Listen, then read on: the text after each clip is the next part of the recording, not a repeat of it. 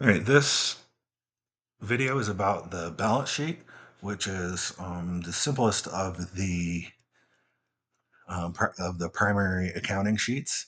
Um, and all of these accounting sheets are set by the general accounting principles. So they are consistent across the United States and are fairly consistent across the world. So every time you look at a balance sheet on any company, it will always look exactly the same, which is kind of great. So here is our company that was unsuccessful. We've been looking at one unsuccessful and one successful.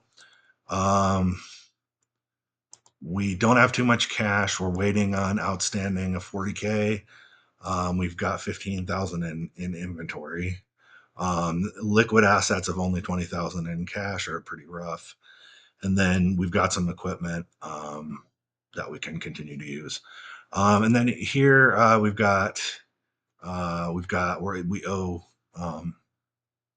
25K there, and we're expecting the owner to give us $200,000 and take only 80. So that's just a disaster waiting to happen. Um, So everything in this case, everything we're losing on the P&L statement, we're expecting the owner to pay for.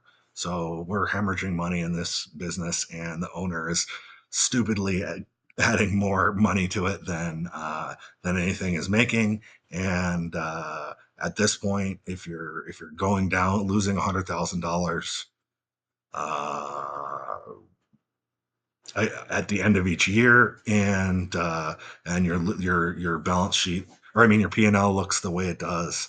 On the other side, you can't keep that up for very long. So $10,000 a month on a business that's failing is not going to work.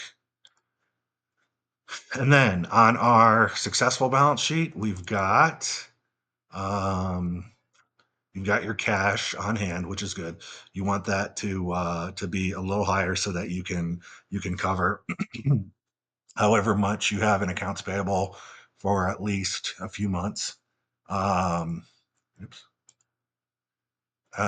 Credit card payable, that's not my favorite, but it doesn't really matter as long as you pay it a month on time.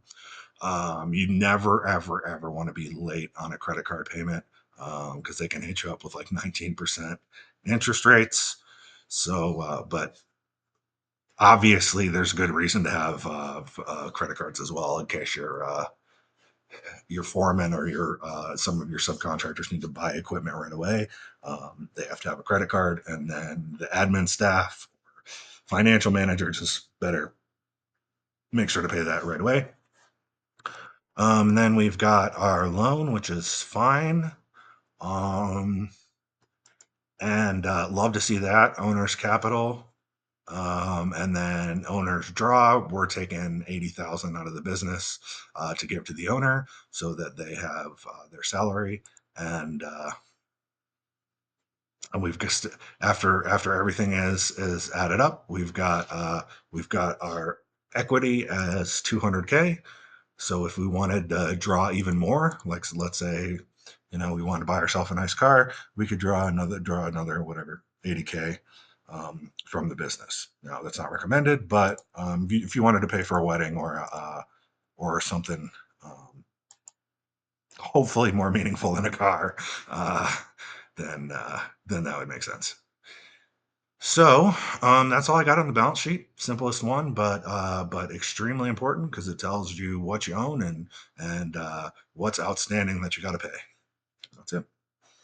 Oh, I just wanted to mention one more thing. If you do have um, a house with a mortgage on it or a building with a mortgage on it, uh, the cost of the mortgage goes in the liabilities category, which is why a lot of times you'll hear people say a house or a building is a liability and not an asset.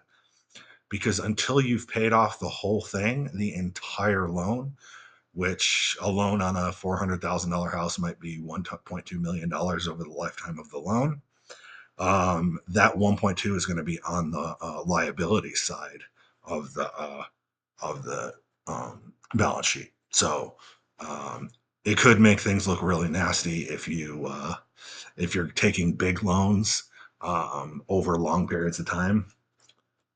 Then your liabilities are going to look large until your um, your principal within the in your or the principal towards your loan is more than 50% or so, which typically doesn't happen until the last 7 or 8 years of the loan.